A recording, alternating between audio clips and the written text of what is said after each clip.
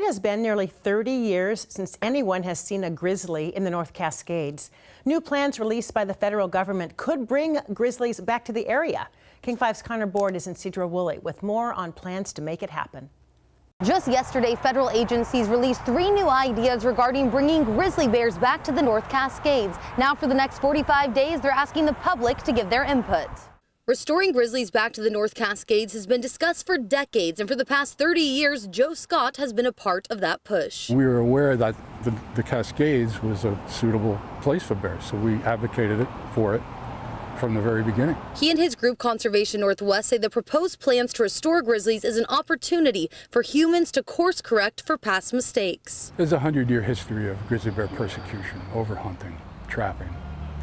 The fur trade had a lot to do with the demise and decline of bears here. We are people of the landscape. For Scott Schuyler and the Upper Skagit Indian tribe, restoring bears means restoring their history and culture. In our history, part of our values includes protecting and preserving the ecosystem in the most natural state that we possibly can. It also means restoring the ecosystem he says grizzly bears play a critical role in. The ecosystem chain, if you would, has been broken, without having, the bears and other species that have been lost over the years. In one proposed plan, no action would be taken. The other 2 would bring 25 grizzly bears over 10 years back to the North Cascades. The National Park Service says they prefer the option that would allow for bears to be restored with flexibility. So that may include, getting bears and moving them back if they stray outside of where we want them to be, that kind of thing. Some political leaders are opposed. Representative Dan Newhouse released a statement saying the introduction of grizzlies into the North Cascades would be devastating for our North Central Washington communities.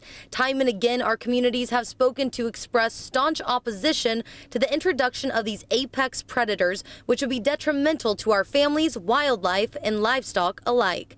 Others want to see nature restored, a place where grizzlies and people can learn to coexist. We can do that here. There's no reason we can't. We can make this place whole again. There is statute in Washington that bans the state from reintroducing grizzly bears, but that does not apply to federal agencies. The National Park Service says a decision will be made by late spring. In Cedro Woolley, Connor Board, King 5 News.